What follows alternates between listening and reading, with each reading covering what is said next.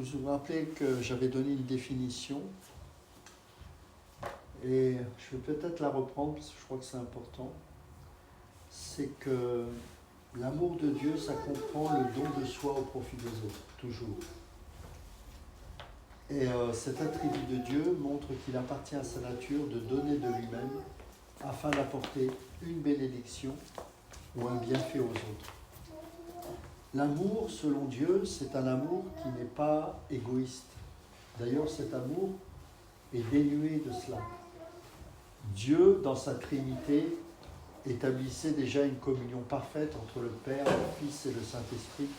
Il y a, depuis toute éternité, avant même que l'homme soit créé, cette joie incroyable pour Dieu en trois personnes qui déjà échangent entre eux et partagent cet amour, le vivent, le donnent et le reçoivent mutuellement.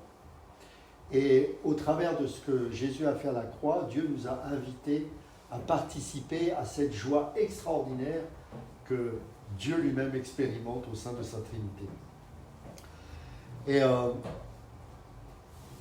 en français, il y a, comme on l'avait dit dimanche dernier, il n'y a qu'un mot qui définit l'amour.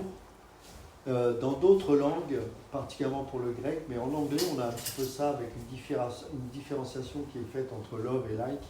Love, c'est vraiment un amour intime, passionné, presque, alors que like, c'est souvent j'aime bien telle personne, ou j'aime bien manger, ou j'aime bien ceci. Donc on voit bien qu'il y a une différenciation de niveau dans la terminologie de l'amour. En France, on n'a pas ça. Et quand on regarde dans le mot grec la définition du mot amour d'un point de vue biblique, il est toujours associé au mot agapé. Quand Dieu a tant aimé le monde, ici on voit que c'est l'agapé, c'est toujours lié au sacrifice. Ça veut dire que Dieu conçoit l'amour comme quelque chose qui est lié à un sacrifice, c'est-à-dire à un don. Et parce que, rappelez-vous que le sujet ici, on parle des attributs communicables de Dieu, donc l'amour est un attribut, mais qui est aussi communicable, c'est-à-dire qu'en ce sens où on peut nous-mêmes le manifester, comme Dieu est amour, nous-mêmes nous pouvons manifester aux autres cet amour de Dieu. Et ce que je veux dire par là, c'est que Dieu étant amour par nature, il est par nature un sacrifice. Il s'offre volontairement, il s'offre avec un plaisir, même s'il a souffert, même s'il a dit à Gethsémani, Seigneur, si c'est possible, éloigne de moi cette coupe, parce que dans sa chair, il a souffert, bien évidemment, mais il a dit aussi, toutefois, non pas ma volonté, mais ta volonté. Et ça, c'est une prière importante. Pourquoi ? Parce qu'on voit que ce qu'il a voulu faire, c'est un don de sa personne. C'est pour ça qu'il a dit non pas ma volonté, mais ta volonté. À partir du moment où il a dit ça dans sa prière, on a compris qu'il a voulu donner de sa vie par amour pour son Père et par amour pour nous, bien évidemment. Donc on voit bien que l'amour agapé, ici, est toujours lié au don de soi et au don de sa personne. Ça veut dire que si nous, en tant qu'enfants de Dieu, on est saisis par l'amour, eh bien mes amis, il y a un don de soi. Il y a un don de soi. Et je remarque qu'aujourd'hui, y compris dans le christianisme, il y a très très peu d'amour de nous. J'ai dit l'amour de soi tout à l'heure, c'est l'amour, le don de soi, pardon. Il y a très très peu de don de soi. On est influencé par la satisfaction des choses de la vie, en fait. Il faut qu'on soit satisfait, il faut qu'on soit comblé, il faut qu'on ait telle ou telle chose. Et si ce n'est pas des biens, il faut que notre âme soit confortable, il faut qu'émotionnellement on soit toujours au top, il faut que nos émotions, elles doivent être stables, ou alors elles doivent être toujours au top. Si ça ne va pas, on va voir un psychologue. Si le psychologue ça ne va pas, on va voir je ne sais pas quoi. Alors, j'ai rien contre ça, je ne dis pas qu'il ne faut pas de psychologue, il ne faut pas de ceci, il ne faut pas de cela. Ce que je veux dire par là, c'est que malheureusement, il y a une telle pression du monde que nous-mêmes, on amène ces choses, on amène la peur que le monde a, on amène le désir de satisfaire sa chair plutôt que de s'offrir pour les autres. Et ce qui fait qu'aujourd'hui, le monde régresse. N'oubliez pas que tous les acquis sociaux, tout ce qu'il y a, je ne parle pas de Pôle emploi et tout ça, pour moi, ce n'est pas les acquis sociaux. Je parle de tout ce qui a été fait pour l'humanité. Ce sont d'abord les chrétiens qui l'ont fait. Les hôpitaux, ce sont les chrétiens. La nourriture des pauvres pour les pauvres, ce sont les chrétiens. l'école gratuite, c'est pas Jules Ferry, ce sont les premiers moines au Moyen-Âge qui ouvraient leur monastère pour les enfants des serfs. Les serfs, c'était les paysans qui étaient tenus en esclaves par les seigneurs et qui ne savaient ni lire ni écrire. Et donc ce qu'on appelle dans l'histoire de l'Église la période du monachisme, dans la période où il y avait la construction de monastères, ces monastères étaient des centres de formation et de comment dirais-je, de connaissances pour tous ceux qui ne pouvaient pas avoir accès à cette connaissance. Dans les monastères, il n'y avait pas les fils de princes. Les princes, ils avaient des précepteurs, ils avaient des éducateurs qui venaient chez eux, à domicile, les enseigner, les former. Jusqu'au XIXe siècle, il y avait des gouvernantes qui allaient chez les bourgeois pour les former. Donc les riches, n'allaient pas dans ces lieux-là. Donc les monastères, et jusqu'à encore au XVIe, XVIIe siècle, avant que la République s'établisse et commence à créer des écoles laïques, eh bien, tous ces centres-là étaient destinés aux pauvres. Pourquoi ? Parce que les chrétiens ont compris que la manifestation de l'amour doit être dans le don pour les autres, s'offrir pour les autres. Qu'est-ce que j'ai et que je peux offrir aux autres ? Et non pas, qu'est-ce que je n'ai pas que je peux prendre chez l'autre. Vous comprenez ? C'est très différent ça. Parce que dans le monde, le coaching, c'est quoi ? Le coaching, c'est nous faire croire que des personnes super compétentes ont des choses que nous avons à prendre d'eux. Ce n'est pas des gens qui vont donner d'eux-mêmes des choses aux autres, parce qu'il faut les payer pour les avoir. Et puis en fait, une fois qu'on les a payés, on s'aperçoit qu'ils ne nous apprennent rien, ou très peu. Donc tout est basé sur un faux semblant d'humanité, mais qui en fait est totalement égocentrique et dénué de don de soi. Alors je ne dis pas que tous les gens du monde sont comme ça, bien évidemment. Il y a encore des gens qui ont ce désir de s'occuper des pauvres, etc., etc. Mais à la base, tout ce qui a été fait dans ce sens-là, ce sont les premiers chrétiens. Je relisais un texte de l'histoire de l'Église qui était extraordinaire. Je crois que c'était au XVIe siècle, il y a eu la fameuse peste. Vous savez, c'est une peste qui a décimé 20 millions de la population, 20 millions de personnes en Europe. Vous savez ce que ça représente ? C'était pas un tiers, non ? Un tiers de la population. Un tiers de la population disparue. C'est terrible. Eh bien, ce sont les chrétiens qui se sont sacrifiés. Ils y allaient en chantant. Et dans l'histoire de l'Église, bien avant cela, je crois que c'était au IIe siècle, sous Rome, il y avait une épidémie de peste, pareil, une hécatombe. Eh bien, c'était les chrétiens qui allaient voir les malades. Et indifféremment de leurs origines ou de leurs croyances, ça pouvait être des païens, ça pouvait être leurs persécuteurs, ils y allaient. Et ils savaient qu'ils étaient condamnés à mort en touchant ce qu'on appelle justement les pestiférés. Mais ils y allaient en chantant, parce que pour eux, ils avaient compris que l'amour de Dieu qui les avait saisis ne pouvait les empêcher de, à leur tour, donner de leur vie pour les autres. Ça, c'est le témoignage chrétien. On ne peut pas, si on a de quoi aider un frère qui est dans le besoin, ben on le donne. Ça peut être de l'argent, ça peut être un toit, ça peut être une voiture, ça peut être n'importe quoi. Pourquoi ? Parce qu'en lui, il y a l'esprit du sacrifice. En lui, il y a le don de soi. Pourquoi ? Parce que désormais, Paul dira, ce n'est plus moi qui vis, c'est Christ qui vit en moi. Et ce n'est pas un verset seulement, c'est une réalité. Et c'est quelque chose qui doit se vivre. L'église n'est pas un lieu où on se rassemble et puis ensuite on part parce qu'il faut prendre le gigot qui est en train de chauffer parce qu'on l'avait programmé pendant le culte afin qu'il soit prêt à 12h30. C'est beaucoup plus profond que ça. C'est une somme de frères et sœurs en Christ qui se réunissent et qui offrent au Seigneur le don de leur vie, dans la communion, dans la louange, dans le partage, mais aussi en étant peut-être conscients que des frères et sœurs qui sont à nos côtés ont besoin de nous. Dieu peut faire des miracles, mais les miracles ne se reproduisent pas tout le temps et systématiquement. Par contre, une chose est certaine, c'est que Dieu nous utilise pour l'autre 24 heures sur 24. Et ça, il n'y a pas besoin d'attendre un miracle. Le miracle, il est déjà là. Qu'est-ce que ça veut dire? C'est le miracle, c'est vous et moi. C'est-à-dire qu'à chaque instant, on peut être une bénédiction pour notre prochain. À chaque instant. Ce que je suis, moi, c'est une vie sacrifiée au service des autres. Quand je dis moi, c'est ce que chacun en tant qu'individu. Ce que nous sommes, c'est ça. Et donc le miracle, il est là au travers de nos mains. Dieu peut utiliser un grand chirurgien pour sauver des vies. Dieu peut utiliser quelqu'un de très riche qui va tout abandonner et utiliser son argent pour peut-être s'occuper. Hein, je regardais au Congo et j'ai transmis, je crois que c'est à vous que j'avais transmis cette vidéo, je ne sais pas si tu l'as vu. C'est un Congolais, j'aime beaucoup son intelligence. Et il est chrétien, je ne sais pas si tu le sais. Et le gars qui a fait la vidéo, il est chrétien. Et il dit, mais il est très dur envers l'église là-bas. Et il dit, mais c'est quoi cette église? Il dit, il y a 6 millions de morts au Congo. C'est un génocide. Il n'y a pas un pasteur qui ne mentionne un seul instant, même pas dans une courte prière de 1 minute, ce qui se passe là-bas. Et pendant ce temps, on réclame de l'argent à tous ces pauvres qui sont dans ces églises et qui n'ont même pas de quoi manger. Mais on ne s'en soucie pas. Et pendant ce temps, les pasteurs sont richissimes.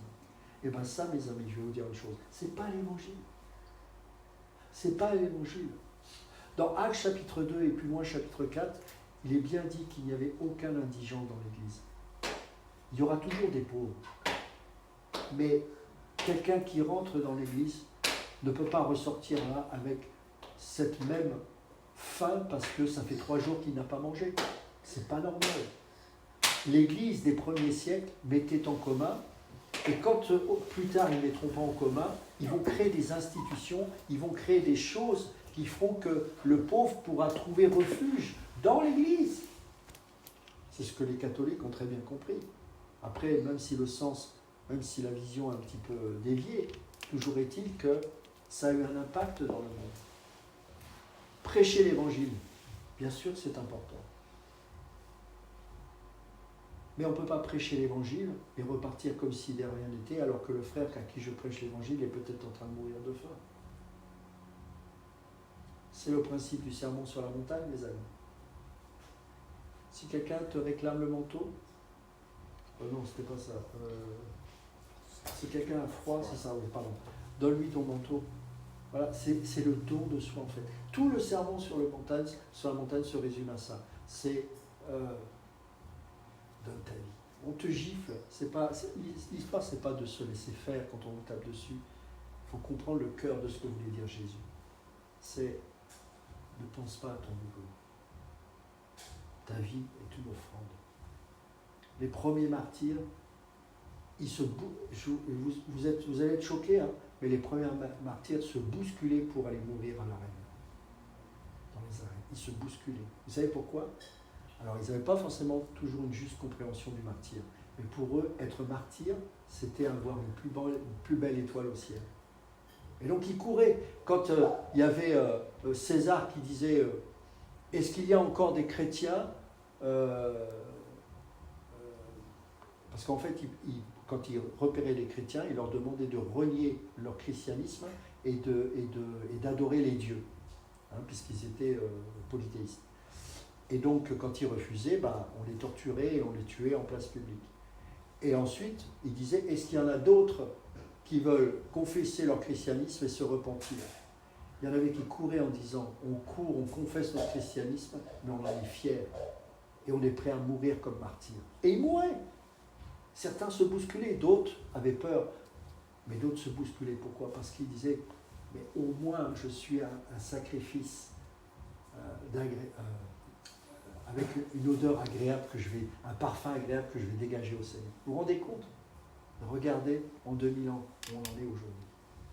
Aujourd'hui, on utilise l'évangile pour comprendre, pour connaître, pour saisir, pour aller plus loin avec Dieu. Ça veut dire quoi aller plus loin avec Dieu? J'ai jamais compris pourquoi on parlait comme ça. Ça veut dire quoi aller plus loin avec Dieu? Tu es déjà là. Donne ta vie. Sois une bénédiction pour ton frère, pour ton voisin, pour ta voisine. Et nous, on va toujours essayer de saisir ces choses. Et vous voyez, l'amour, c'est quelque chose de pratique. Et l'amour agapé, c'est ça. Et un deuxième élément qui peut manquer à l'Église, c'est la grâce. Parce que l'amour et la grâce sont intimement liés. Pourquoi? L'amour, c'est manifester le don de soi indépendamment de ce que la personne est. Tu es bon, tu es méchant, tu es tordu, indifféremment l'amour peut se manifester, non pas en fonction de ce que la personne est, mais du désir que tu as de donner librement. Et c'est là que la grâce intervient.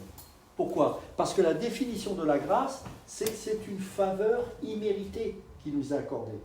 Sinon, ce n'est plus une grâce. Ce serait un dû. Donc cette grâce est fortement liée à l'amour, parce que l'amour comme la grâce sont dénués d'intérêt. C'est totalement libre d'aimer. C'est totalement libre de gracier. C'est totalement libre de donner. Et regardez ce que dira Paul dans 1 Corinthiens chapitre 13.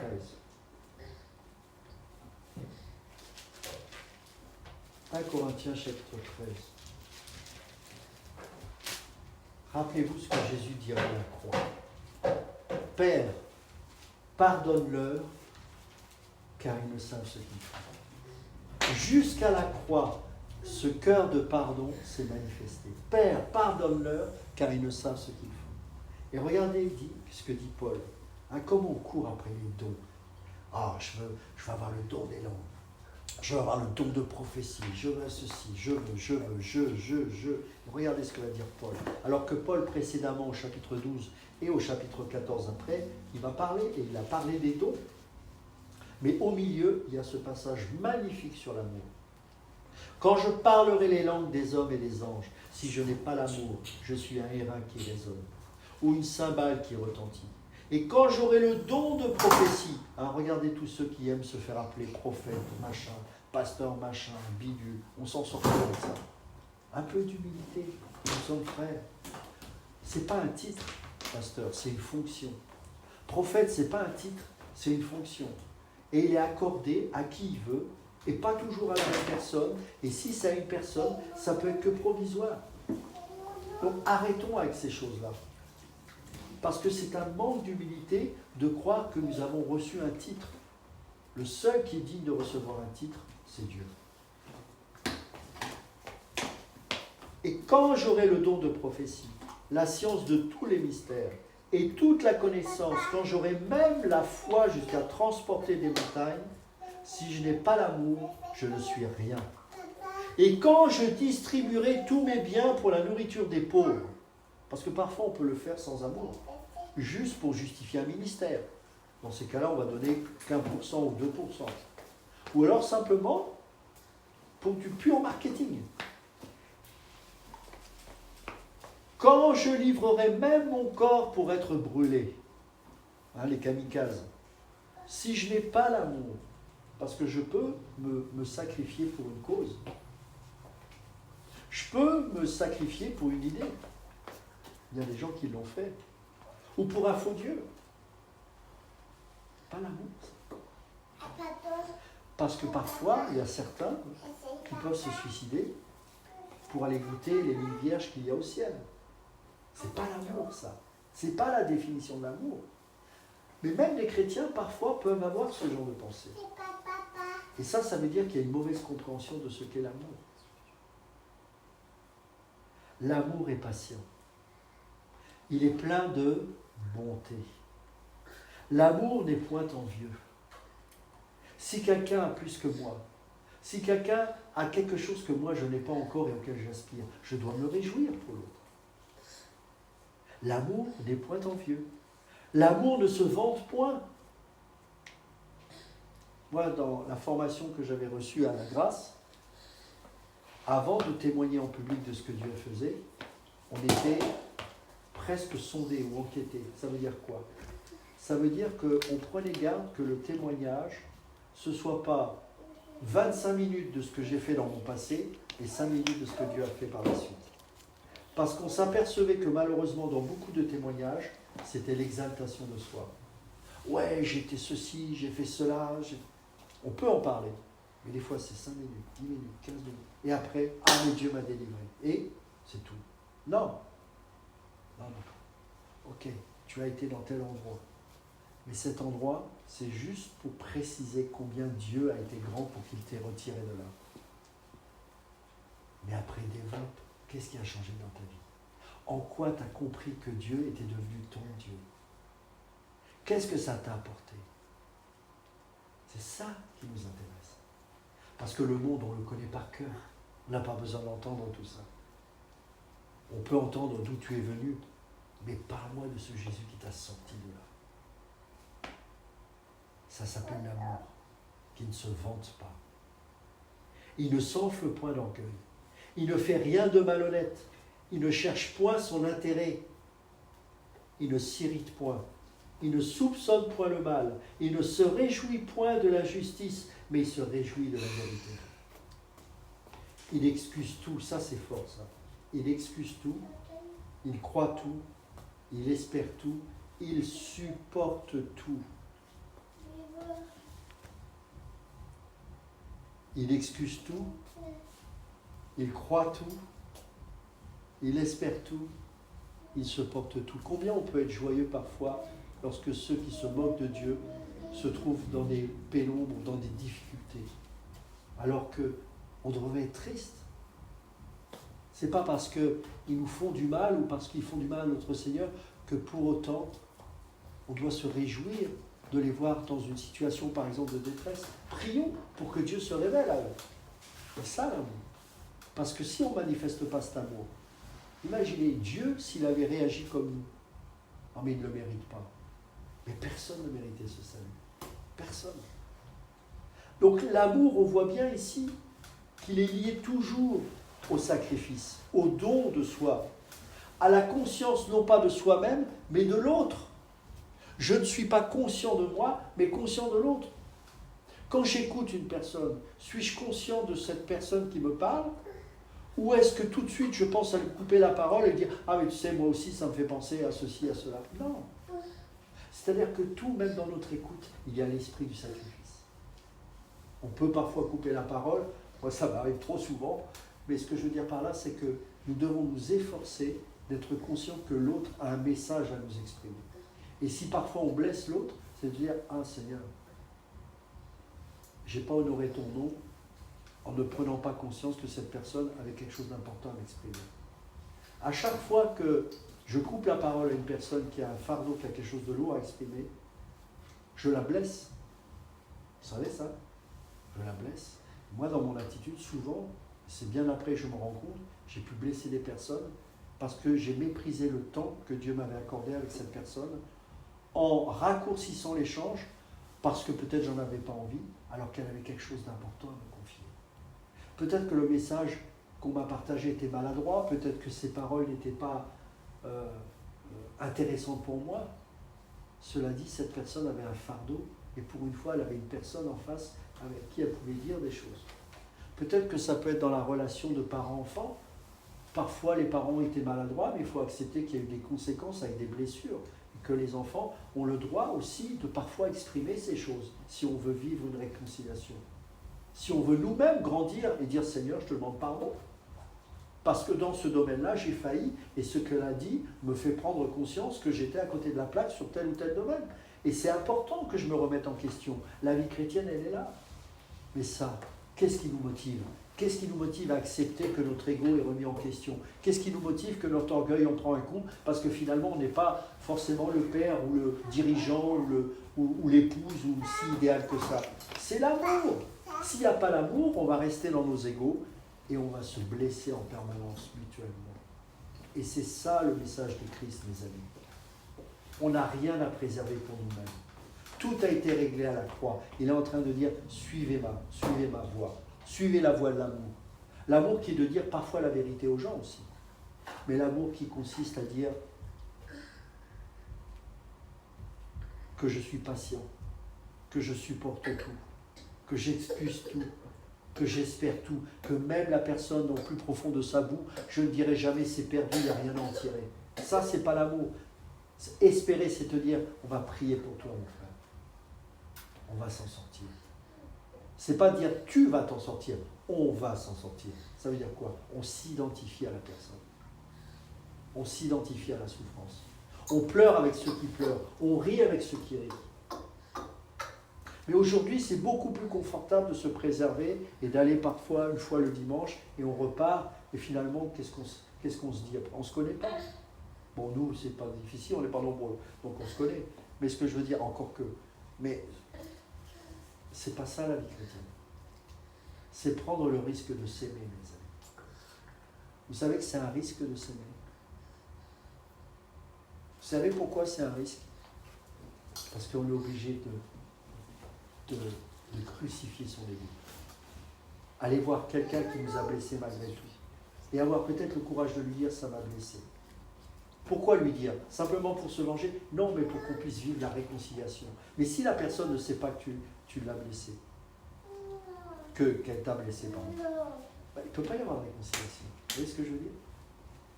C'est important. Et rappelez-vous, dimanche dernier, on avait parlé de cette scène où Jésus, après sa résurrection, réapparaît aux disciples.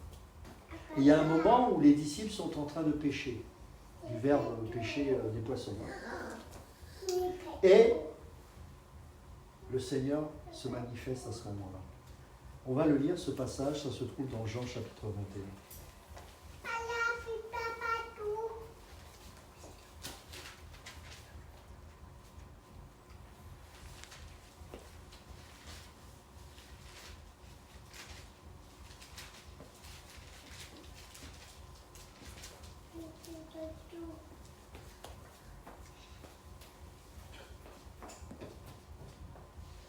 Verset 1. Après cela, Jésus se montra encore aux disciples sur les bords de la mer de Tibériade. Et voici de quelle manière il se montra. Simon, Pierre, Thomas, appelé Didyme, Nathanaël de Cana en Galilée, les fils de Zébédée et 2 autres disciples de Jésus étaient ensemble. Simon-Pierre leur dit « Je vais pêcher ». Vous voyez, c'est terrible ça. Pierre a trahi le maître 3 fois, conformément à ce que Jésus avait déclaré de lui, alors qu'il disait « Jamais je ne te trahirai ». Donc imaginez la culpabilité de Pierre. Pierre est en dépression à ce moment-là. Et c'est pour ça qu'il retourne à la pêche. Pourtant, Dieu avait dit qu'il sera pêcheur d'hommes, mais va retourner à son ancien métier, parce qu'il est dans la culpabilité. Mes amis, laissez-moi vous dire une chose.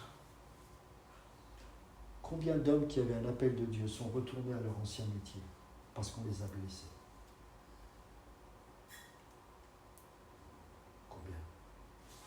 Combien de femmes ont été bafouées par des hommes de Dieu qu'on a fait retourner à leur ancien métier? Combien?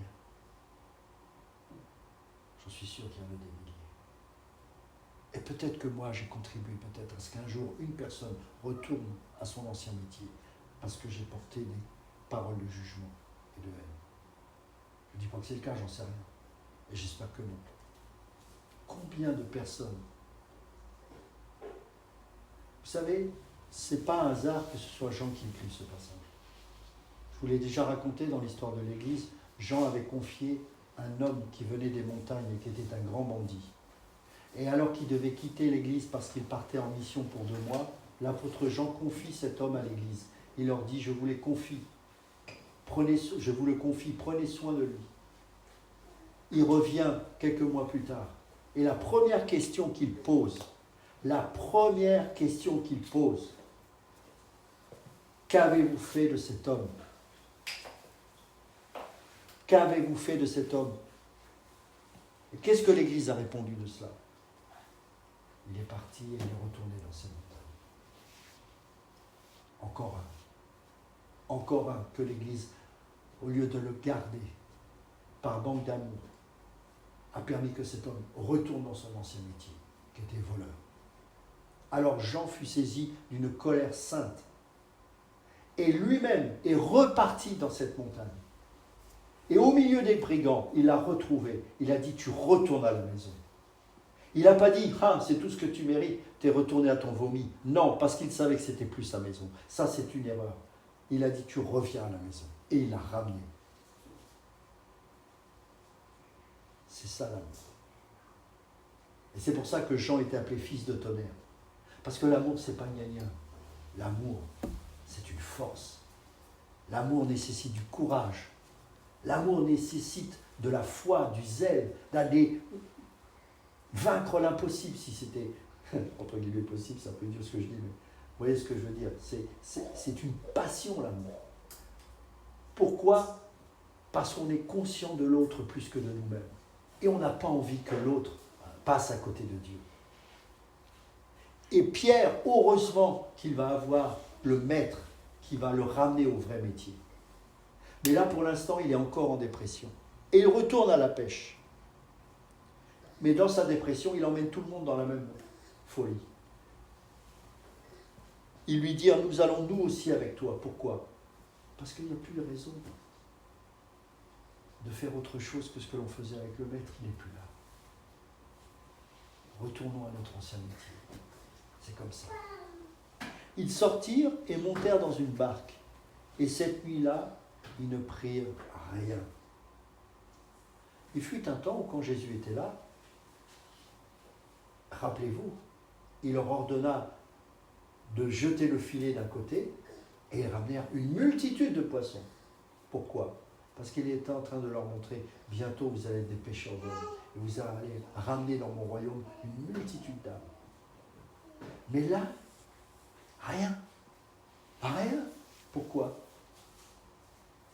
Parce que c'est plus leur vie, ça. C'est plus leur vie. L'homme ne vivra pas de pain seulement, mais de toute parole qui sort de la bouche de Dieu. Le matin étant venu, Jésus se trouva sur le rivage, que j'aime ce passage. Mais les disciples ne savaient pas que c'était Jésus. Pourquoi ? Je ne sais pas. Est-ce la dépression qui les empêchait de le reconnaître ? Est-ce que c'est parce qu'il était encore tellement différent ? Je ne sais pas. Toujours est-il qu'ils ne l'ont pas reconnu. Mais Jésus était là. Jésus était là. Et regardez. Jésus leur dit, « Enfants, n'avez-vous rien mangé ?» Ils lui répondirent, « Non. » Vous croyez qu'ils ne le savaient pas ?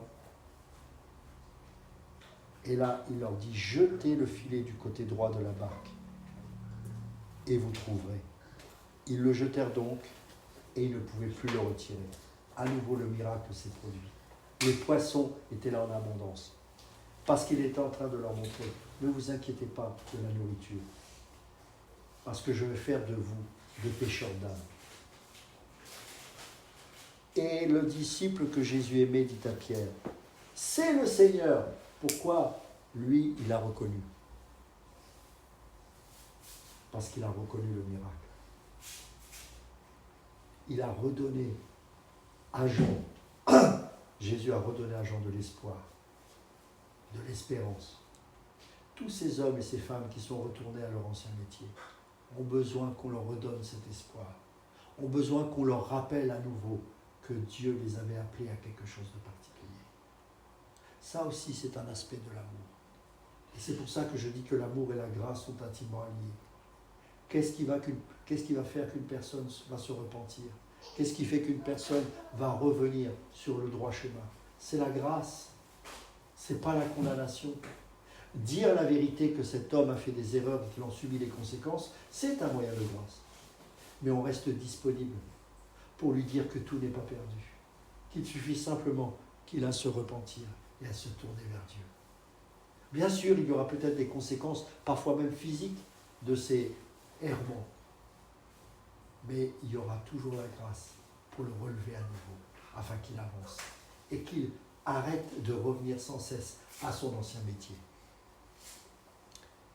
Et Simon-Pierre, regardez bien, dès qu'il eut entendu que c'était le Seigneur, mit son vêtement et sa ceinture, car il était nu, et se jeta dans la mer. Vous imaginez la culpabilité de Pierre. Les conséquences du péché. Adam était nu et il n'en avait point honte avant la chute. Mais là, la prise de conscience que c'était Jésus lui a fait prendre conscience également qu'il l'avait trahi à 3 reprises, qu'il se sentait pécheur, coupable.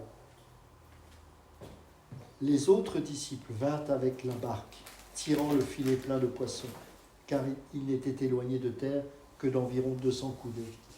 Lorsqu'ils furent descendus à terre, ils virent là des charbons allumés, du poisson dessus et du pain. Jésus avait préparé pour eux cette bonne nourriture. Vous vous rendez compte?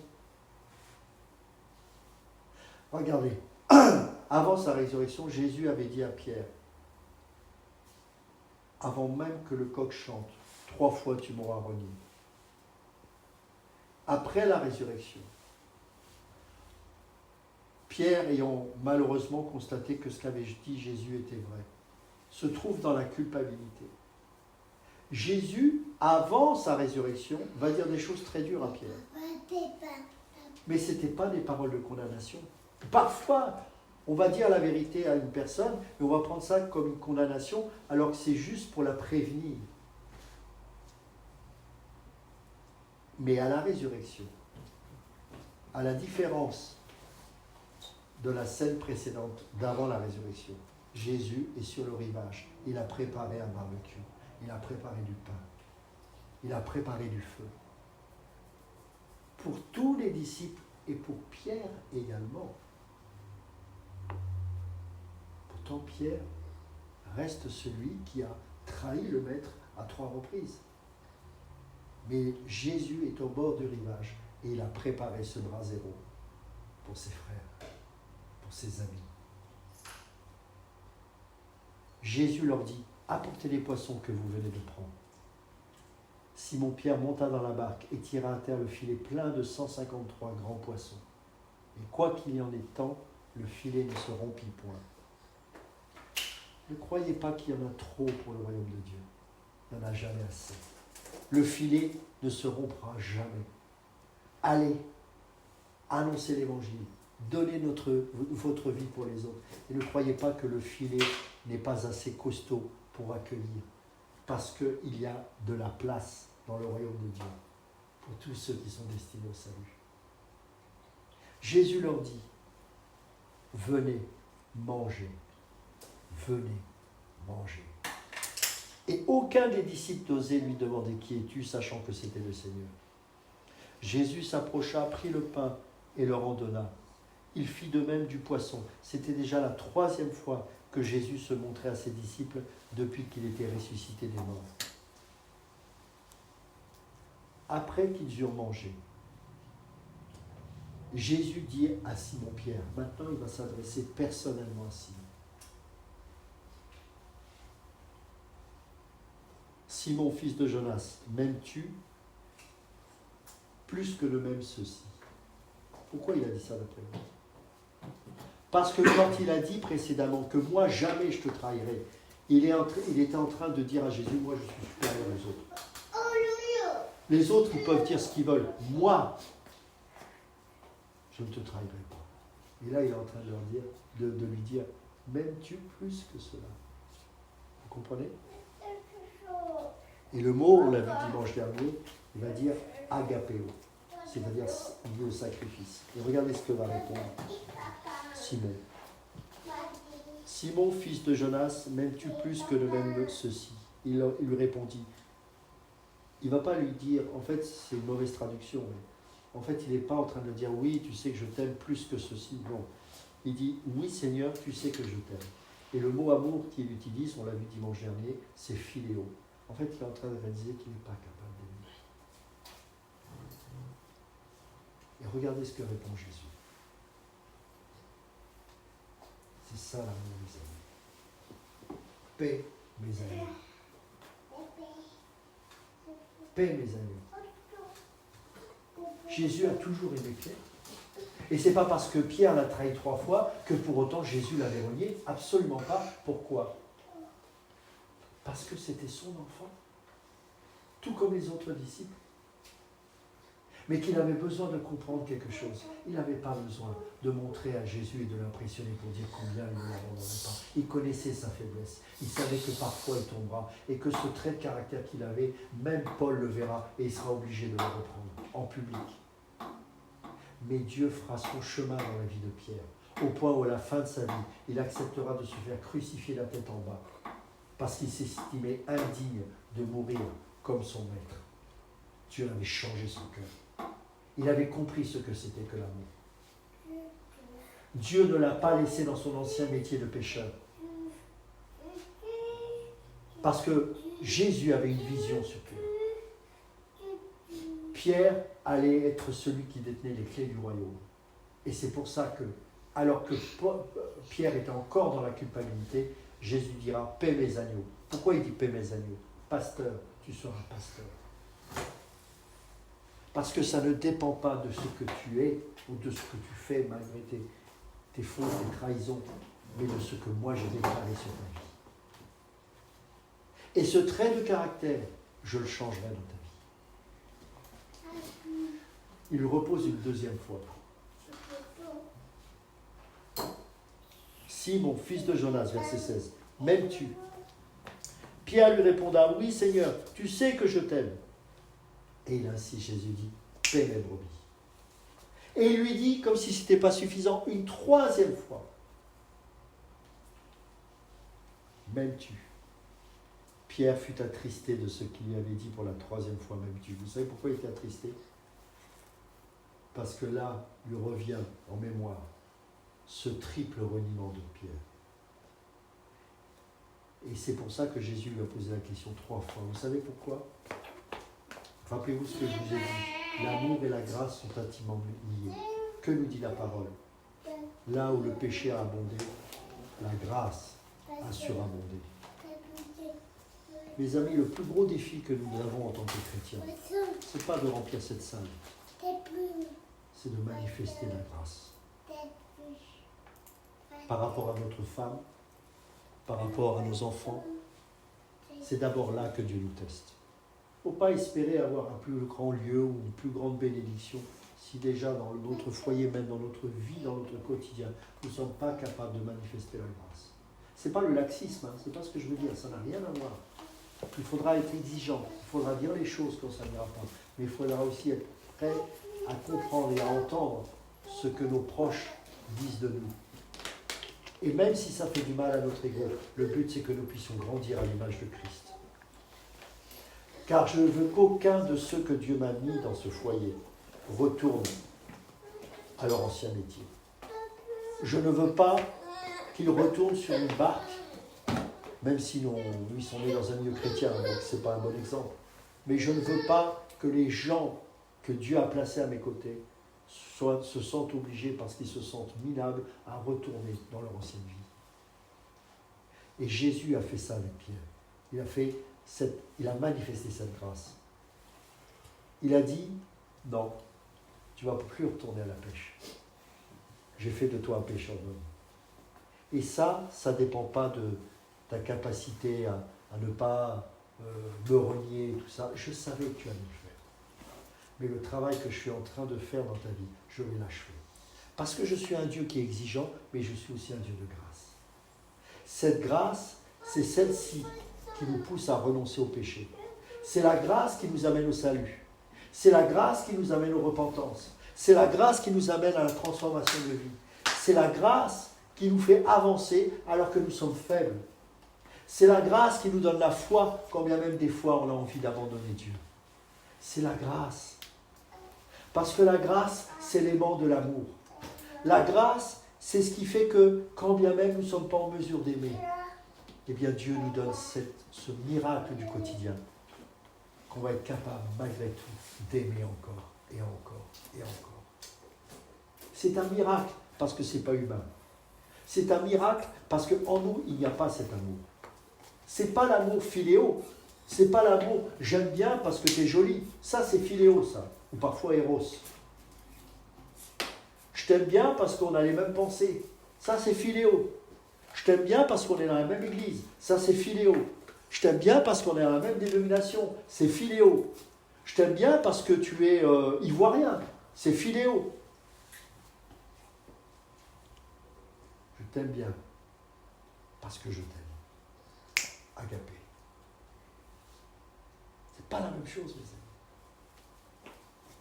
C'est pour ça qu'il peut y avoir 50 églises à Montargis. Ça ne changera rien tant qu'on n'aura pas saisi le message de la grâce. Ça ne changera rien. C'est ce message que le monde a besoin d'entendre.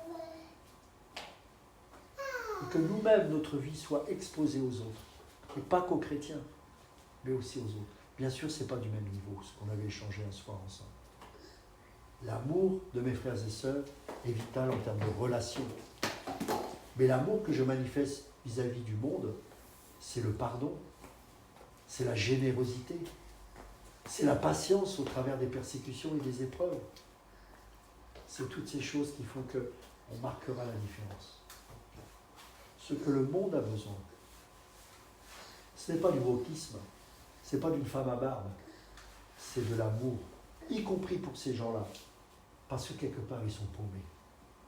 Et n'oublions pas, nous n'étions pas meilleurs qu'eux, loin s'en faut. Et plutôt que de les juger,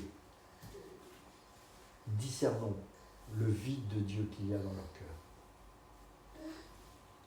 Le vide de Dieu qu'il y a dans leur cœur. En vérité, je te le dis, quand tu étais plus jeune, tu te saignais toi-même. Vous savez, il avait un sacré caractère, Pierre.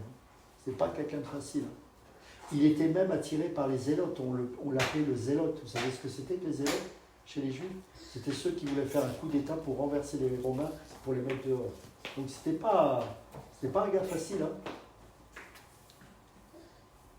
Toi qui te croyais être un zélote, alors que moi je passais en jugement devant le Sanhédrin, tu n'as même pas été capable de te positionner au point de me renier 3 fois, toi le zélote. C'est ça qu'il voulait lui montrer.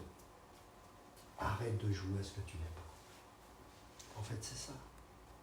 L'appel que j'ai mis sur ta vie, tu n'as pas besoin de jouer au héros. Parce que désormais, et c'est ce qu'il est en train de lui dire, tu n'iras plus où tu as toujours voulu aller. Parce que Pierre, il faisait toujours ce qu'il avait envie. Tu te saignais toi-même et tu allais où tu voulais. Mais quand tu seras vieux, tu étendras tes mains. C'est pas beau ça? Tu étendras tes mains. Il est en train de prophétiser pas seulement l'ouverture aux autres, mais la croix. Et un autre te scindra. Un autre gérera ta vie. Et te mènera où tu ne voudras pas. Il dit cela pour indiquer par quelle mort Pierre glorifierait Dieu. Vous voyez? Quelle mort Pierre glorifierait. Glorifierait. Une mort peut glorifier Dieu, les amis. Je sais que ce n'est pas la mode de dire ça. De quelle mort? Voilà comment ils pensaient les chrétiens à l'époque. Il dit cela pour indiquer par quelle mort Pierre glorifierait Dieu. Et ayant ainsi parlé, il lui dit, quoi? Va-t'en maintenant, puisque tu n'as pas été capable de prendre position. Tu m'as renié 3 fois. Va-t'en. Tout ce que je te dis là, c'est pour que tu imagines à quel point tu es mauvais. Non. Qu'est-ce qu'il lui dit? Suis-moi. Suis-moi. Ne viens pas avec tes forces, t'en as pas, je le sais. Suis-moi. Viens avec la foi que je t'ai donnée. Ça suffira. C'est par la grâce que vous êtes sauvés, par le moyen de la foi. Et cela ne vient pas de vous, c'est un don de Dieu. Éphésiens chapitre 2, verset 8. Et regardez ce que va dire plus loin l'apôtre Paul, toujours dans ce même passage d'Éphésiens.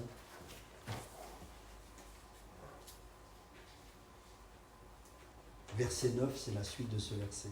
Quel chapitre? Éphésiens chapitre 2. Verset 9. Ce n'est point par les œuvres, afin que personne ne se glorifie. Pourquoi? Ne vous trompez pas de bâtiment. Ne vous trompez pas de bâtiment, car nous sommes son ouvrage, ayant été créés en Jésus-Christ. Il est en train de dire, ne cherchez pas à faire des œuvres. Moi, ce qui me préoccupe, c'est de construire mon œuvre en vous.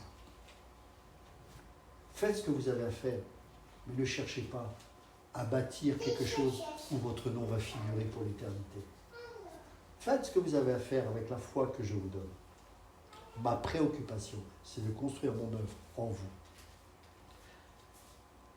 Car nous sommes son ouvrage, ayant été créés en Jésus-Christ, pour de bonnes œuvres que Dieu a, qu'est-ce qu'il a fait là? A préparé d'avance. Donc ce n'est pas nous qui les faisons. nous les manifestons par la foi. Ce n'est pas la même chose. Parce que Dieu les a préparés d'avance, afin que nous les pratiquions, c'est-à-dire afin que nous rentrions dedans. On n'est pas sauvés par les œuvres, par la grâce, par le moyen de la foi. Donc l'amour, mes amis, c'est ça. Que tous ceux que Dieu met à nos côtés ne reviennent pas à leur ancienne vie. Que par nos comportements, on puisse toujours leur faire comprendre qu'ils ont une possibilité de vivre Dieu. Soyons zélés comme l'apôtre Jean, qui n'avait pas peur de rechercher celui qui avait abandonné Dieu pendant un temps. Car Jean avait compris ce que c'était que l'amour. Parce que c'était celui qui penchait sa tête sur la poitrine de Jésus. Celui que Jésus aimait. Jean dira ça de lui-même dans son évangile. Et vous savez, pour un sémite, se pencher sur la poitrine d'un homme, c'était particulier. Et je me suis toujours posé la question, pourquoi il faisait cela? Pas tout simplement parce que c'était un signe d'affection. Mais il me plaît à croire aussi que c'est peut-être parce qu'il voulait savoir quel est ce cœur qui anime cet homme incroyablement beau. Si Élie, David, Néla ou Raphaël penchent la tête sur mon cœur, qu'est-ce qu'ils vont entendre réellement? Seul Dieu le sait. Et j'espère le savoir aussi. Si l'un de vous penche votre tête sur le cœur d'une personne ici présente, qu'est-ce qu'il va entendre? Qu'est-ce que nous allons entendre? On n'a pas de réponse à donner, c'est chacun devant Dieu. Mais je crois que sincèrement, et moi le premier, que Dieu change nos cœurs. Que Dieu change nos cœurs. Et le désir que moi j'ai en tout cas, c'est que ce pays de France puisse revenir à la grâce véritable de Dieu. Ce n'est pas des discoureurs que la France a besoin d'entendre. Ce n'est pas des chrétiens avec des beaux discours chrétiens. C'est beaucoup plus fort que ça. C'est l'esprit sacrificiel du Messie. C'est l'esprit du Christ. C'est l'esprit du crucifié. D'un homme ou d'une femme qui n'a pas peur de donner sa vie pour l'autre et qui le fait au nom du Christ. C'est ça que le monde a besoin d'entendre. Et c'est ça qui va changer une société.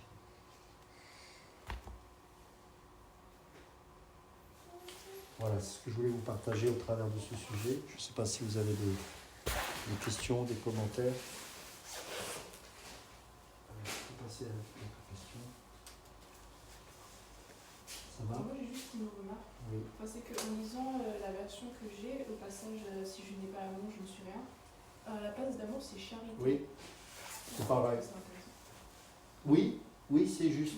Oui, vas-y, Charité, vas-y. justement, c'est le don, faire un don de soi, aider les autres, se donner. Ça, c'est très intéressant. Vas-y, tu voulais finir. Oui, mais enfin, du coup, ça rapporte, c'est un peu la même définition de l'amour. Ouais. Et ça, c'est intéressant parce que j'ai toujours été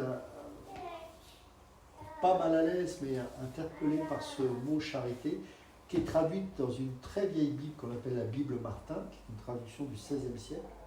Et, parce que là, on ne peut pas dire que la charité, ce mot a été traduit récemment. Non. D'ailleurs, ce mot charité est très peu utilisé aujourd'hui. Dans le langage courant, ce n'est pas un mot qu'on utilise. Mais à l'époque, jusqu'au XVIIe, peut-être XVIe, XVIIe siècle, on utilisait le mot charité. Et dans la Bible Martin, qui date du XVIe siècle, je crois, il y a ce mot charité, il n'y a pas le mot amour. Et je dis, mais pour nous, la charité, c'est pas ça. La charité, c'est justement s'occuper des pauvres. Mais en fait, ils avaient compris à l'époque ce qu'était l'amour. Et c'est pour ça qu'ils l'ont transformé en charité. Parce qu'en fait, pour eux, c'est indissociable. Ils avaient compris alors que nous, on était presque offusqués en disant qu'ils n'ont pas compris que c'était le mot amour. Et pour eux, c'est la même chose. Parce que qui dit amour, dit don de soi. D'où le mot charité. Alors évidemment, aujourd'hui, on n'utilise plus trop parce que ce n'est pas un mot qui est utilisé dans le vocabulaire d'aujourd'hui. Mais tu as raison, ça m'interpelle aussi parce qu'ils avaient très bien compris le sens véritable du mot amour, qui est le don de soi. D'où le mot charité. Et vous remarquerez que dans toutes les Bibles aujourd'hui, ce mot-là, charité, est remplacé par amour. Alors après, encore une fois, je comprends parce que c'est un mot qui est moins utilisé. Mais c'est dommage parce que c'est le sens, c'est le véritable sens du mot amour, effectivement. Je suis d'accord avec vous.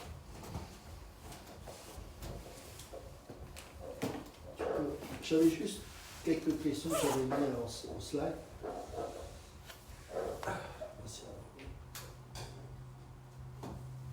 Non, mais pas tout, mais juste la première question. La question que j'avais mise sur ce slide, c'est est-il légitime de définir l'amour comme le don de soi en ce qui concerne nos propres relations interpersonnelles? Bon, je pense qu'on y a répondu un peu.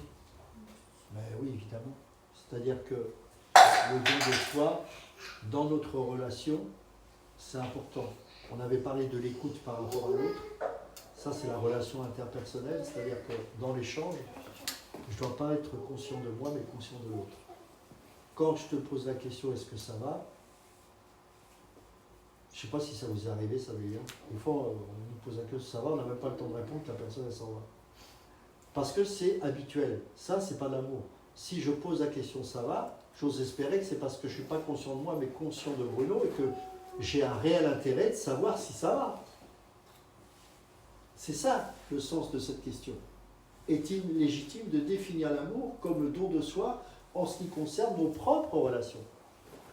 Vous voyez, c'est d'être concentré à ce point et c'est de voir que nos relations que nous avons avec les êtres humains, en général, eh ben, ça doit être lié avec une écoute active. Et dans cette écoute, je sais que moi j'ai mes propres filtres. Et donc je dois faire attention à ne pas écouter avec mes filtres que j'ai. C'est pour ça que j'ai besoin de m'ouvrir à moi-même. C'est quoi un filtre? Si par exemple je suis vite désécurisé et que je suis un peu peureux face à certaines situations de la vie, et que je pose malgré tout la question à une personne, est-ce que tu vas bien? Et que la personne dit non, je ne vais pas bien, parce que, je ne sais pas, ma maison a été détruite dans un orage, etc. Or, je sais que j'ai une phobie par rapport aux orages, etc. Le filtre que je vais avoir, c'est que je ne vais pas entendre ce qu'il va dire. Ou je vais faire semblant en disant « Ah mince, c'est triste » et je vais passer à autre chose. Pourquoi? Parce que dans mon filtre, il y a mes propres craintes personnelles. Vous voyez ce que je veux dire? Et c'est là où le don de soi est important, parce que dans la relation interpersonnelle, ça doit être crucifié. Je dois être conscient de l'autre et m'abstenir de mes craintes intérieures pour que la personne, non seulement je puisse l'entendre, mais je puisse accepter que peut-être je peux être une solution pour cette personne. Par exemple, est-ce que tu es hébergé pendant le temps où ta maison elle est détruite? Est-ce que quelqu'un s'occupe de toi? Est-ce que tu as besoin de quelque chose? Mais comme j'ai mes peurs intérieures, je vais occulter ça, parce que je sais que je vais m'exposer au risque que la personne me dise « Effectivement, j'aimerais bien de l'aide. » Ça va jusque-là, l'amour. C'est-à-dire que quand je pose une question à la personne, je dois prendre conscience que je peux m'attendre à tout. Elle peut aller bien, mais elle peut ne pas aller bien. Et dans ce sens-là, je ne dois pas m'arrêter à ça. Ah bon, qu'est-ce qui se passe? Et si je n'ai pas de solution, je peux au moins prier. Mais qu'au moins je puisse prendre conscience que cette question que je pose, elle n'est pas là que pour la forme. Ça, c'est l'amour interpersonnel. On passe au deuxième slide. N'hésitez pas à intervenir, échanger. Merci. De quelle manière pouvez-vous imiter l'amour de Dieu aujourd'hui?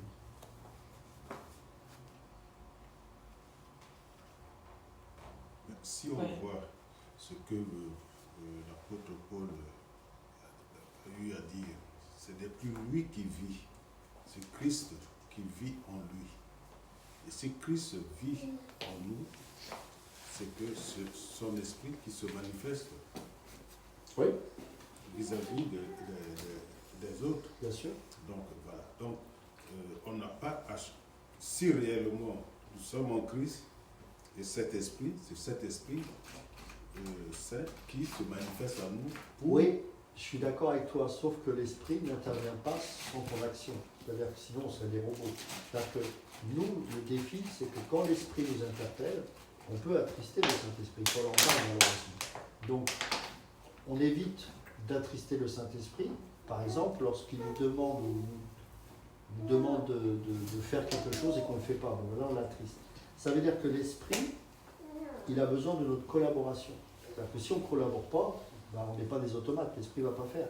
C'est pour ça que dans l'esprit de cette question, c'était prenons un exemple en quoi moi je peux imiter l'amour de Dieu aujourd'hui. Quel est un exemple par exemple? Tu vois, c'est de réfléchir. Parce qu'en fait, si tu veux, pour que l'esprit agisse, c'est d'abord une prise de conscience. Dans une journée, il y a forcément quelque chose qui m'interpelle et qui fait que, ah là, je devrais peut-être faire attention à telle situation par rapport à tel frère ou telle sœur. Et ça, c'est le rôle du Saint-Esprit. Mais c'est qu'après coup, tu pourras voir qu'effectivement, c'est l'Esprit qui t'interpelle. Mais s'il n'y a pas cette prise de conscience, tu ne pourras pas savoir que c'est l'Esprit. Bon, c'est un peu étrange, mais c'est comme ça que ça fonctionne. Tu vois ce que je veux dire? Donc c'est l'esprit qui produit la prise de conscience. Voilà. Et ensuite on doit. Ou ouais. fait, ou... Voilà. Ouais. En tout cas, si on peut tenir compte de cette prise Voilà, de conscience, c'est ça. l'esprit peut également agir. C'est ça. Et du coup, ce qu'on peut faire pour imiter l'amour de Dieu, ça serait par exemple prier de nous ouvrir les yeux aujourd'hui sur une situation, sur quelqu'un, en tout cas de nous rendre, de faire vivre cet amour. Et puis ensuite, dans cette pensée, quelque chose se présente ou quelque chose se précipite. Voilà. Par exemple, ça c'est un exemple concret, c'est-à-dire que ce que tu dis est tout à fait vrai et biblique, il n'y a pas de souci avec ça, mais c'est de se dire, ok, je ressors de là, j'entends un message, quel défi m'est lancé par la parole aujourd'hui? Bah, par exemple, ça c'est un bon exemple, on peut dire, ok, je sais que l'esprit agit, Seigneur, quel défi tu mets devant moi aujourd'hui? Tu vois, c'est dans ce sens-là que la question est posée, en fait. Tu comprends? Tu vois, c'est plus par rapport à ça, en fait. Et donc, à chaque fois, notre vie, elle doit être animée par ça. Par exemple, quand je sais plus le faire, mais quand je médite ma Bible, je lis un verset. Quand je ferme ma Bible, je dis, Seigneur, ok, ce verset, ok, quel défi m'est donné aujourd'hui à la lecture de ce verset? Peut-être qu'il n'y a rien de spécial, hein, parce que ce n'est pas toujours comme ça. Mais voilà, c'est une parole qui doit être vivante dans le sens où elle doit toujours nous donner un défi. Et l'amour, comme disait l'apôtre Paul, l'amour est actif. L'amour va nous pousser à nous mettre à l'action et à nous faire prendre conscience de certaines choses qu'on ne voit pas toujours. On a beau être chrétien, des fois il y a des choses, parce que par habitude on ne voit pas. Moi il y a des choses, des fois je ne vois pas, puis Seigneur dit tiens, tu devrais t'arrêter sur ce moment-là. Il y avait je n'avais pas vu. D'accord. Tu vois, c'est dans ce sens-là en fait. Néla, Yéli, tu voulais dire quelque chose? Non, je te voyais. Non, c'est bon. Non, c'est bon. L'autre question. Est-ce possible de décider d'aimer quelqu'un et d'agir ensuite conformément à cette décision? Ou l'amour entre les êtres humains n'est-il qu'une affaire de sentiments spontanés? Non, c'est possible.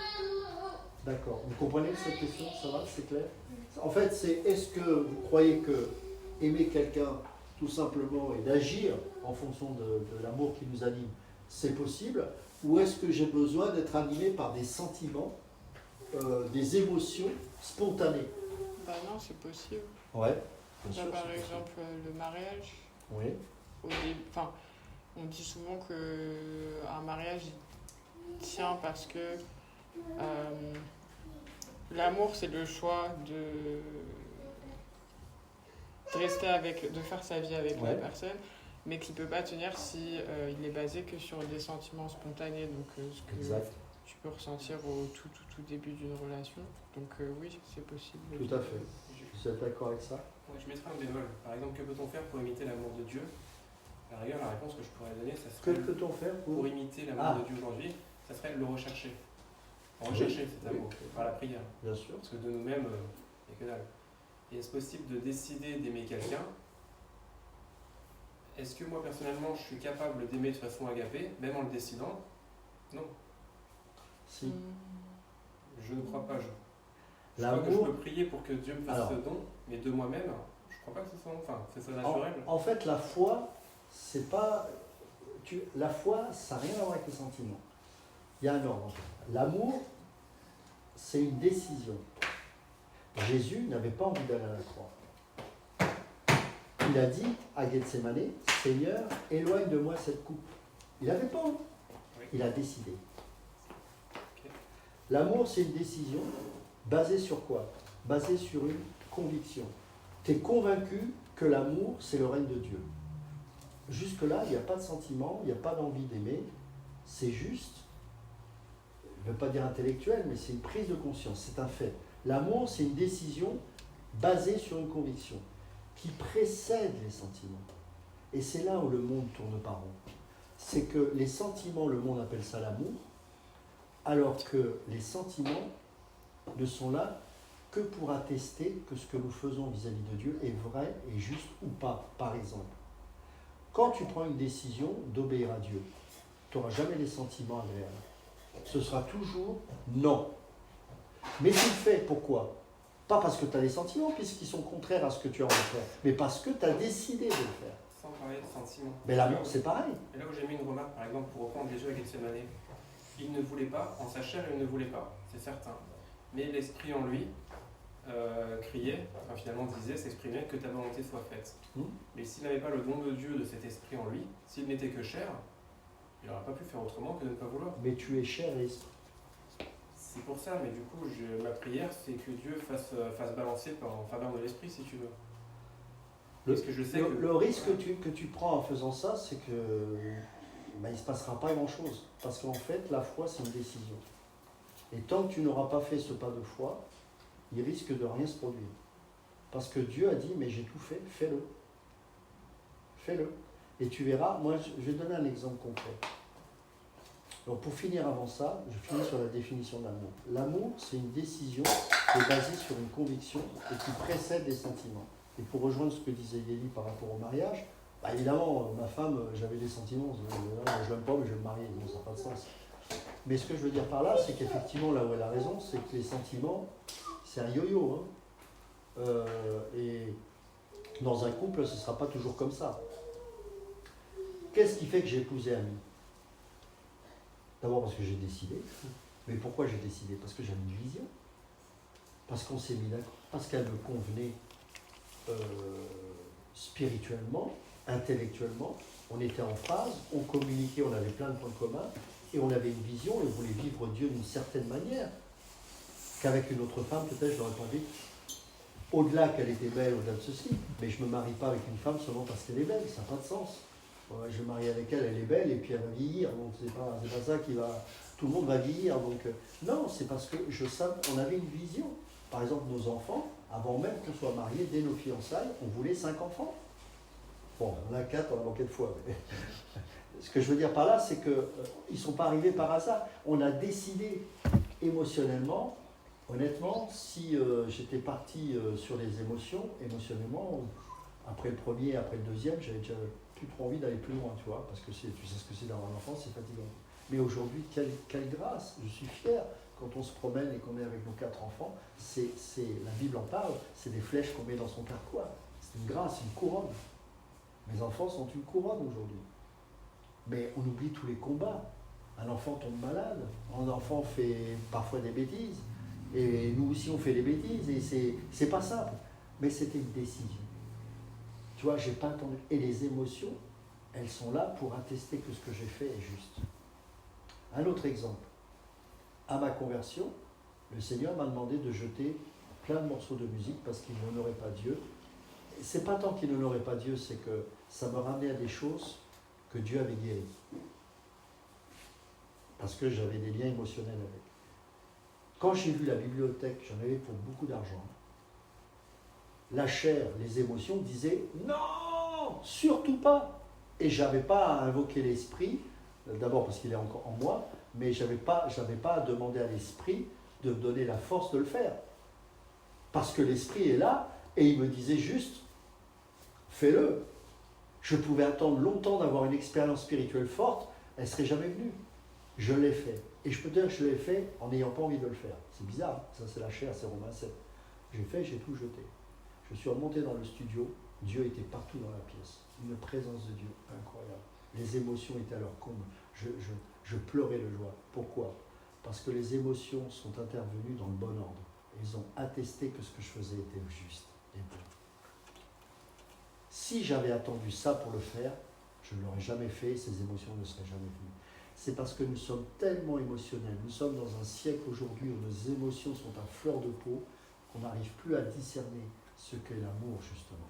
L'amour n'a rien à voir avec les émotions. Les émotions peuvent être animées par une personne de colère. Donc les émotions sont bonnes, mais il faut les mettre à leur juste place. L'amour, c'est d'abord une décision.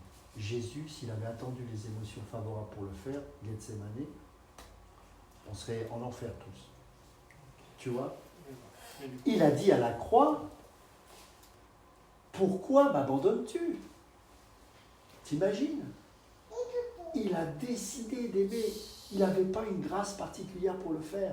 Il l'a fait en tant qu'homme, il a souffert. Et c'est ça qui est fort. C'est pour ça qu'aucun homme ne peut faire ce qu'il a fait.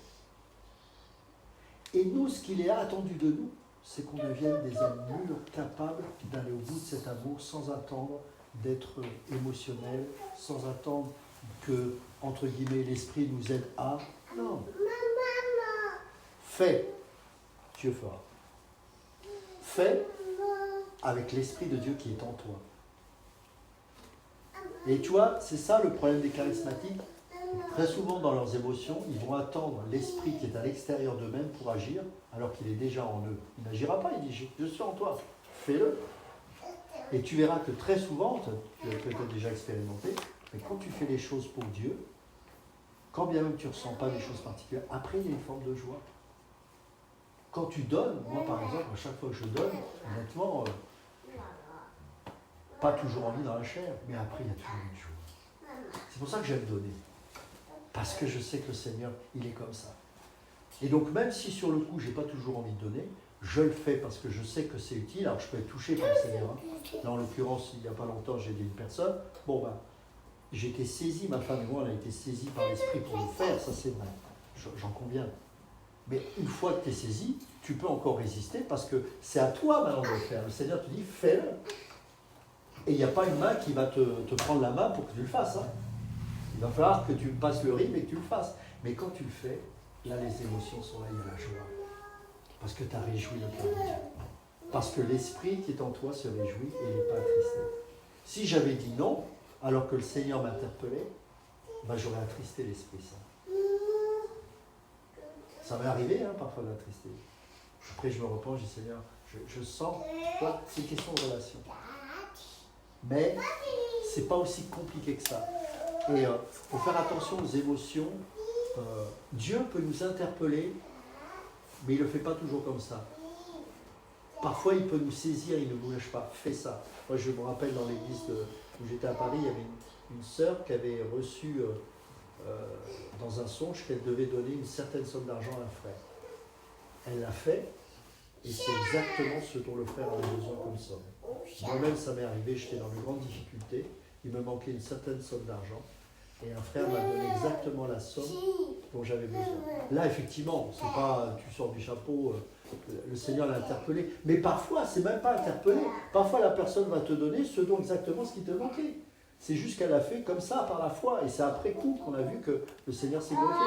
C'est pas, voilà, laissons Dieu être Dieu, soyons simples. Mais l'amour, n'attendons pas d'aimer. N'attendons pas d'aimer. Et non, Dieu ne sera jamais contre l'amour. Jamais. Gracions, soyons gracieux. Dieu ne sera jamais contre la grâce. Quelqu'un t'offense. T'es en colère, c'est pas grave. Je te pardonne. Même si t'es encore en colère, je te pardonne. Ça passera. Ça ne veut pas dire qu'il y a forcément une réconciliation, mais t'as fait grâce. Tu libères ton cœur de cette prison qu'est le manque de pardon. Parce que c'est une prison, là, elle. Tu comprends Ça répond en partie, ouais. Alors, devant la décision à accomplir, où effectivement tu sais ce qui est juste, et bon, soit tu as envie ou tu n'as pas envie, mais tu sais ce qui est juste, donc tu agis. Voilà. Là, on est d'accord. Et par exemple, pour ce qui est de l'amour agapé au quotidien, c'est pas une décision à prendre, il s'agit de changer de nature finalement. D'être animé par cet amour, même pour les gens que tu es censé ne pas aimer, quelqu'un de charnel est incapable de ça. C'est impossible pour lui. Et là, effectivement, des fois, on est confronté à dans certaines circonstances, à des décisions où on est percuté, on dit tiens, je devrais faire ça. Ok, dans ce cas-là, d'accord. Mais au quotidien, généralement, bien souvent, on n'a pas le temps de se poser les questions. On agit, on réagit. C'est vrai. Et dans cette mesure-là, je pense pas qu'on n'a pas le temps on n'est pas conscient d'une décision à prendre. Alors, il y a aussi, c'est ça le piège. je dirais même avant les réseaux sociaux, avant les ordinateurs, avant tout ça, on avait le temps de se poser même dans la journée, pendant le travail. Aujourd'hui, on est happé et du coup, moi je pense qu'il faut se provoquer des temps. Moi j'aime beaucoup les toilettes dans mon bureau où je travaille, parce que parfois je suis obligé d'y aller 10 fois juste pour me reconcentrer, être conscient de Dieu. Je suis désolé, mais on a besoin d'être conscient de Dieu. Je ne dis pas qu'on y arrive, attention, sinon on va mettre un jour et puis... Mais en fait, il ne faut pas laisser le temps passer comme ça, c'est ça que je veux dire. Et je pense qu'il voulait dire, enfin peut-être j'ai mal compris, mais c'est que du coup, ça implique qu'on doit changer notre nature. En fait, que ça doit faire partie de... Ça doit devenir naturel, en fait, chez les chrétiens, c'est ça? Je suis pas sûre. Bien sûr, mais... L'amour agapé, ouais, au sens de... Enfin, si ça s'exprime tous les jours, on ne prend pas une décision par jour. C'est qu'à un moment donné, c'est que c'est naturel. Oui. Et quand il y a une décision qui est à prendre, bon, c'est ça. Mais ça veut dire que profondément, en général, quand on réagit et qu'on agit mal et qu'après on se repent, moi la plupart du temps, j'ai pas eu le temps de réfléchir avant. J'ai agi comme ça, et puis c'est après coup, tu c'est là pour tout le monde, agis. bien sûr. Bien sûr. Et en ce sens-là, quand je disais prier, c'était pas passer son temps à prier sans jamais rien faire. Et prier pour me demander qu'il nous ouvre les yeux. Ah oui, ça c'est si une bonne le prière. fait, effectivement, derrière il y a la décision qui... Ça c'est une très bonne prière, bien sûr. Prier qu'il nous ouvre les yeux parce qu'on a des points d'aveuglement, on ne perçoit pas, bien sûr, c'est une très bonne prière. Et encore une fois, on ne fera pas tout parfaitement, tout comme ça, sinon on serait plus là, on serait déjà enlevé. Mais c'est de tendre vers ça, effectivement. Quand Paul dira « ce n'est plus moi qui vis, c'est Christ qui vit en moi », ma vie présente dans la chair, je la vis dans la foi au Fils de Dieu qui m'a aimé et qui s'est livré lui-même pour moi. Alors évidemment, il avait une consécration qui faisait que, mais je pense que nous, on doit aussi quotidiennement, ça peut être le matin et puis le soir, analyser sa journée. Mais il ne faut pas qu'une journée se passe en ayant l'impression que j'ai fait un truc, mes activités dans la chair, puis voilà quoi. Je pense qu'il y a toujours des possibilités de se connecter, sachant qu'on a le Seigneur. Mais c'est un sacré défi pour nous en Occident parce qu'on a tellement de choses à faire. C'est vrai que c'est pas facile. Moi, je vois les Orientaux, ou même en Afrique, comme on dit, c'est très différent. Pourtant, ils travaillent dur pour certains, mais il y a ce temps qui passe qui fait qu'on est capable de se poser, de se concentrer sur Dieu. En Occident, je ne sais pas si tu as remarqué, mais c'est compliqué. C'est tout. C'est pas facile. Moi, quand j'allais au Cameroun, en Côte d'Ivoire, ou même au Mexique, pourtant, ce ne sont pas des pays faciles, mais c'est pas la même. Le temps passe pas à la même vitesse, c'est différent. Tu vois, on peut faire des choses, mais on est connecté plus facilement. Je trouve. C'est parce que c'est des peuples, même peu importe leur religion, qui sont encore très spirituels. Complètement. Et ça a encore de l'importance en fait dans leur quotidien, que ce soit chrétien, musulman ou autre. Alors qu'en Occident, c'est vrai. Non, complètement, c'est ça. Il y a l'exception en Occident, c'est les États-Unis. Alors, ça a peut-être changé aujourd'hui. Mais à l'époque où j'allais là-bas, ça c'était extraordinaire, c'est que quelle que soit l'entreprise, tu avais toujours des groupes de prière. Il n'y a pas d'entreprise aux États-Unis où tu as 100% d'athées. Tu as toujours, et comme là-bas, ça fait partie de la Constitution, donc entre midi et 2, moi je ne peux pas le faire à mon bureau, en disant je fais dans mon groupe de prière pour midi et 2, les gens vont regarder. Alors que là-bas aux États-Unis, tu as le droit de ne pas manger au restaurant de l'entreprise, et entre midi et 2, maintenant il y a un frère qui est directeur de l'entreprise de tel service qui fait un groupe de prière. Là-bas, c'est au contraire, même l'autre qui n'est pas chrétien, c'est respecté, ça fait partie de la vie, tu vois. Mais sinon, en Europe, c'est vrai que c'est particulier. Donc, il y a un plus gros défi pour nous vis-à-vis de ça. Et c'est pour ça que je crois que l'Église a son importance aussi, où c'est un moment où on se ressource, on partage. C'est pour ça que je ne crois pas au culte dominical. Bon, je pense que ce n'est pas ça qui va nous nourrir. Je pense qu'il faut vivre. Il faut vivre. Voilà, j'espère qu'un jour, on aura des opportunités de vivre ça. Mais c'est important. Parce qu'on en discutait avec ma fille, c'est vrai que vivre sa foi sans faire ses heures et tout ça, c'est pas facile, c'est sûr. On a besoin d'entraide, en fait. Oui, mais ça, c'est le Seigneur qui le fait. C'est le Seigneur qui... Parce que moi, si je reçois quelque chose, je sais que le Seigneur a touché le cœur de ce frère ou de cette sœur pour que je puisse bénéficier de ce don. on ne reçoit pas comme ça, c'est de notre nature. Tous nous saluons. Donc, c'est Dieu qui touche le cœur, c'est Dieu qui se manifeste en nous pour faire le bien.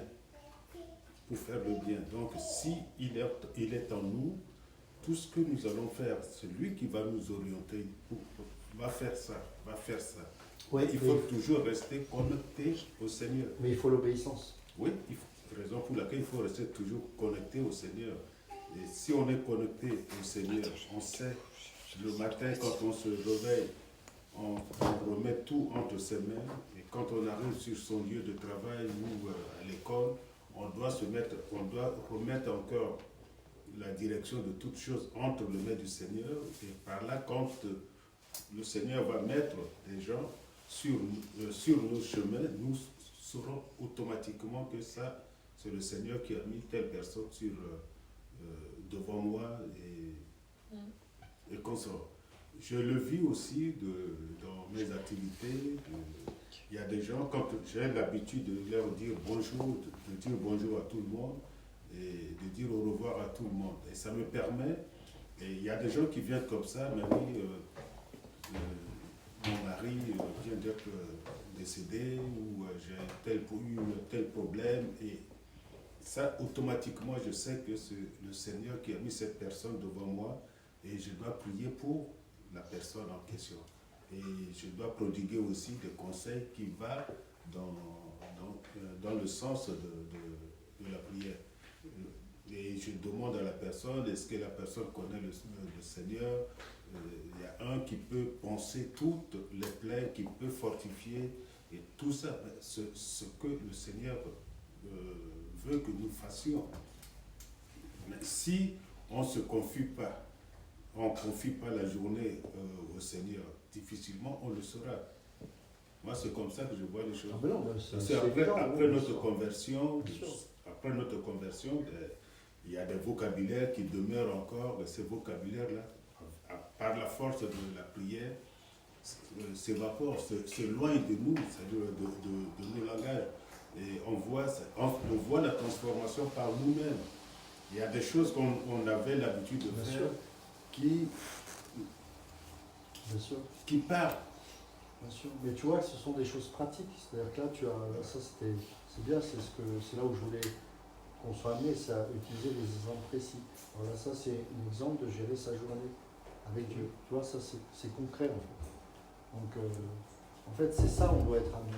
C'est qu'à chaque journée, on ne doit pas les laisser filer comme ça, mais être conscient de Dieu, prier Dieu, et s'attendre et ça c'est des bons exemples pratiques, c'est-à-dire que en plus avec ton travail tu as des belles opportunités, donc voilà, essayer d'utiliser, mais chacun d'entre nous on a des opportunités de toute façon.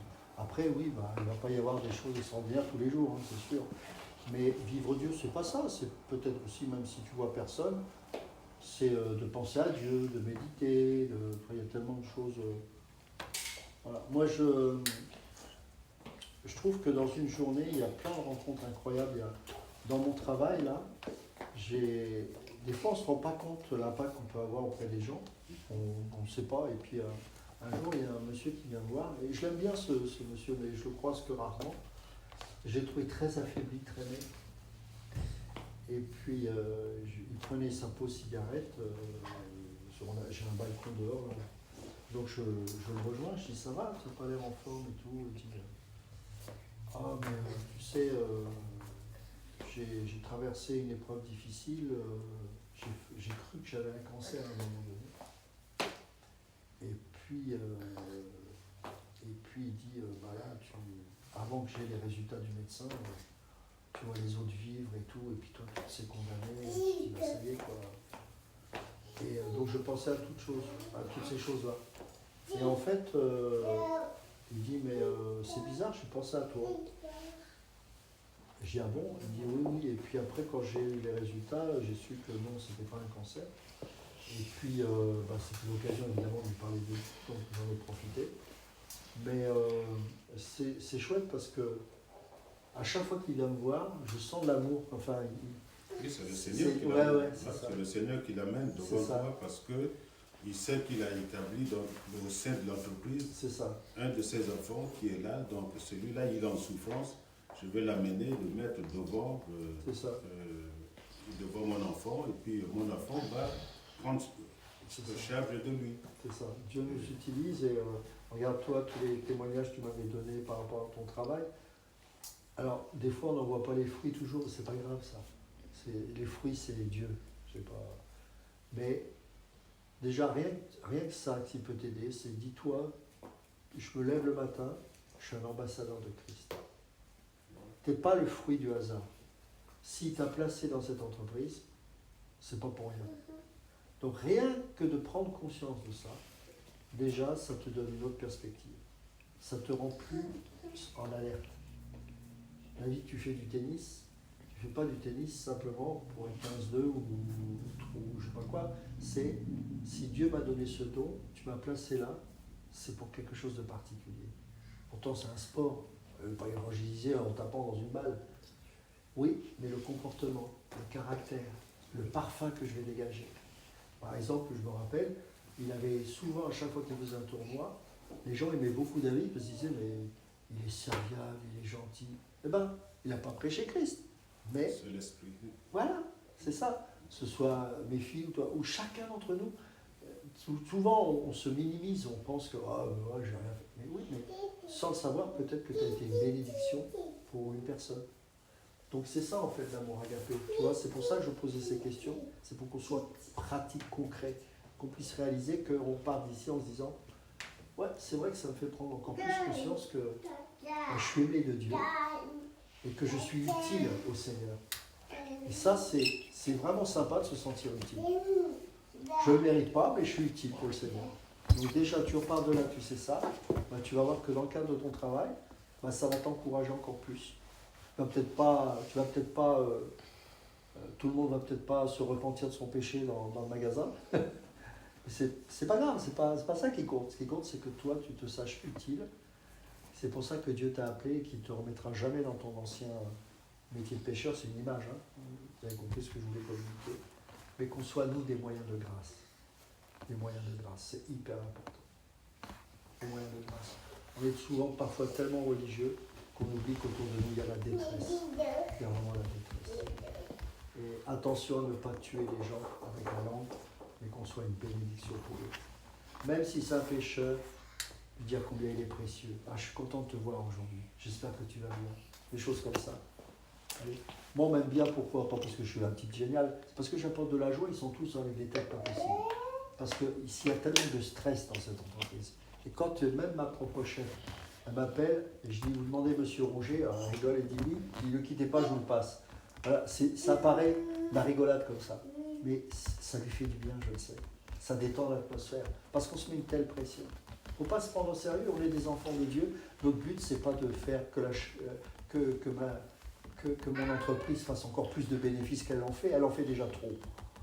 Mais c'est que les gens puissent apprendre à sourire un peu, de se dire tiens, je rencontre quelqu'un, je ne comprends pas, il va toujours bien lui. Il est toujours un petit sourire, toujours un non.